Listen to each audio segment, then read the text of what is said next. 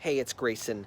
Yes, the title of that video is clickbait, but it's only halfway clickbait, or at least I hope you'll find that as you get through this video. I wanted to take a very novel position on Amberlynn Reid and her situation, one that I think is horribly underrepresented in the Amberverse, so to speak, in the community of Amberlynn Reid, commentators, haters, whatever you want to call them. This will probably come off kind of like many of the statements of Marianne Williamson in the Democratic presidential debate. And it may subject me to certain humorous actions or words regarding what I'm going to say. But effectively, the title is correct. I believe that, in a way, we should let Amberlynn Reid mukbang. We should let Amberlynn Reid do bad ASMR. We should let Amberlynn Reid talk about a variety of things and live her life in a manner that is in accordance with what she wants to do with herself. I do not believe, and in fact, I'm going to say it, I wholeheartedly reject the approach that most Amberlynn Reid critics and commentators take, which is to go into her life and apply the highest, most stringent moral standard possible, one that would be unreasonable even potentially for the commentator to follow at all times. And I mean moral standard as far as not just her actions, but also her diet, because now we are using nutrition as a moral thing rather than a matter of science and personal preference. I reject the approach that says that Amberlynn Reid needs to be made completely devoid of her own autonomy, and even that such would be possible on a long-term basis. You can go back to my inpatient care video to see the complications involved in putting her in those kinds of settings. A lot of the diet advice given regarding Amberlynn Reid, the diet advice that the community finds to be the most satisfying or the most reasonable or most reasonably calculated to help her is usually the most draconian diet advice. When she's told that she needs to cut out a ton of things from her diet or that her calorie limit needs to be this low, and Amberlynn Reid rejects it, there's a freak out. There's a major freak out in the Amberlynn Reid community. In a way, it's warranted because she is in a dire situation. This is a point where fight or flight responses come into play, and you just want to do anything right away. I argue, though, that the approach that should be taken, the best experts to work with Amberlynn Reid, the best things to be done for Amberlynn Reid are the things that are most in line with preserving her agency and her wishes for her own life. And that we are, again, not affording her the same privileges of potential misaction or action subject to interpretation that would be subject to any one of us. I'm going to give you a personal story, and I'm going to let you possibly judge me on this a little bit. That's why this is an Amberlynn Reid scale video. That's why this is part of the contest. So I was at the mall one day, and I was trying on clothes, and I saw how fat I had become. And I kind of made excuses for myself because I was at the tail end of recovering from my injury, still am at the tail end of recovering from my injury.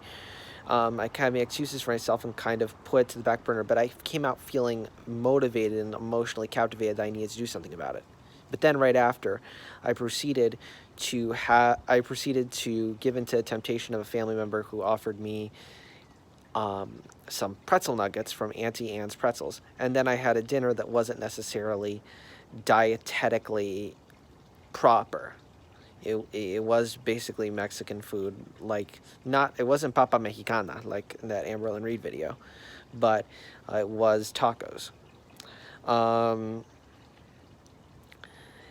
But I know, and in my mind, I know that I need to look less like the way I look and more like the way Ryan Sheckler looks. If you don't know who that is, look him up. Do you think that I am lying about that? Am I a morally degenerate, hypocritical person for my actions? Do you view me as any less of a person because of my actions at that time? Do you view my ability to manage my own life and my own affairs differently because of my dietary failure in the wake of motivation that should have compelled me to take a different action? I have a video in the How to Be a Better Amberlynn Reid Hater series that you can actually run through some questions to get to that answer. So that aside, one of the areas where I've heard criticism is Amberlynn Reid feeling sad about her weight, feeling sad about her health situation, feeling sad about what she can't do, but then taking actions to the contrary of that, or perceived to the contrary of that. And usually the suggested action is one of the harshest actions, like, no, you need to have no pleasure from food. One notable commentator brings up, you need to have no pleasure from food. You need to deprive yourself. If you can't move standing in the kitchen and cook your own food, make your own food from scratch, then you shouldn't eat at all. Those actions are the ones that are deemed most popular and the most feasible in the Amberlynn Reid community. I see here that the way that Amberlynn Reid is going to be helped is not by that kind of dietetic strategy. It may not even be by the specific calorie limit set by a weight loss doctor. The way that she's going to be helped is by taking her existing actions, some of which are not as horrible as you'd think, like that Subway meal that came up a few weeks back. Most of us would think that Subway is like the healthier option for weight loss. And there could have been modifications to that meal that would have allowed her to have the same flavors, the same kind of food, but reducing the amount of calories so that it would have been reasonable. There are decisions that could have been made in many of her eating situations that are reasonable and more reasonable than putting her on kale and chia seeds that would have resulted in a positive outcome for her weight loss. And it is from the direction of those actions and those things that she wants to do that you act from those. I don't see how her creating and expressing herself in a wide variety of ways detriments her weight loss or her health or is outside of her rights as a person. And in fact, those things and allowing her the ability to express herself can help her to lose the weight because she's finding other things to channel her time and energy into other than food. I think that those are the kinds of adjustments that we need to be talking about and not just calling out every single less video that's not about her weight. I'm even going to go to the extreme, yes, of saying that if Amberlynn Reid wants to have a video where she has eat with me or whatever, and she has a video and she has a quantity or type of food that is above what she would normally eat or normally should be eating in a single meal, that should be adjusted for and that should be allowed, but it should be adjusted for in the rest of her dietary habits. Because the thing is that she's not going to be able to live in a perfect meal prepped, dietetically sound state for the rest of her life. None of us can. Even professional athletes. I was actually reading an article in the July-August edition of the Red Bulletin. I don't know if it's available online, but it was entitled "Eat Like a Champion." They were explaining that even in the case of highly motivated professional athletes who are giving themselves no discretion on their dietary habits, who are adhering to the kind of strict diets that the Amberverse would want, that this dietitian actually, and I should have had her name written down. I'll put the information in the description. Crap. Yeah. I'm probably now you're going to see my ADD again. That she preferred to that rigid strategy the quote art of improvisation, and allowing for different foods that were culturally in line with what these athletes ate in their home countries, and that were in line with what they wanted to on an occasional basis with a like 2 to 3. She actually said that the word cheat meal was not a good word to use, because it had negative connotations related to the food. And she actually cited the trope of having a good relationship with food, which another commentator who shall remain nameless brings up quite a bit, but not in a way of promoting excessive dietary restriction, but rather saying that not to have this sort of animosity toward food that you desire. And that sort of approach of having an art of improvisation with Amberlynn Reid, I think, is probably a superior approach to a more rigid approach with her, because she won't stand for it. Anything that is attacking her agency, as I've said in a prior video, anything that is attacking Amberlynn Reid's agency, she will fight back against very quickly. She may react for a little bit. That's how you see that cycle beginning, but she won't react to it long term.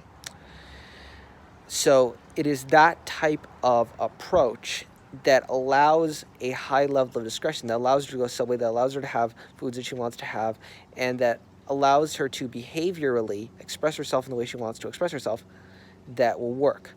But, this is the big but, there has to be some sort of connection. There has to be a person or persons on the other end of the line that Amberlynn Reid trusts and is willing to cooperate with. If there's one area where I will indict Amberlynn Reid and her character upon, it is in her failure to find people to work with, and to work with the people that she already has toward her objectives in a way that is in line with her own agency. I believe that if you want to have something done the way that works for you, then you need to be able to contribute. You not only need to assert your own agency, but you need to contribute solutions that are in line with the kind of preferences you want to have. You need to sort of have an idea of what you want before you go into other people and then summarily reject what they're telling you. Because I think that a lot of times if you tell people what you're looking for and you're reasonable about it, they will have a more reasonable response to you than if you just come in, listen to them, which is a very common way of dealing with professionals in health and nutrition and things like that, and then just reject it without having your own ideas.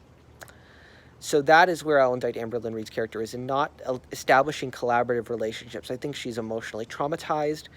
She has very odd household relationships that are not benefiting her, that could rightfully be deemed to be enabler relationships, but that could theoretically be leveraged in a way that can help her. But Amberlynn Reid is not looking to engage in a process that will help preserve her agency in the process, and that is why other people standing in her stead, like the haydurs, will come up with their own solutions. I think that there is hope here, but obviously time's running out, and the key here is not to come in and tackle Amberlynn Reid.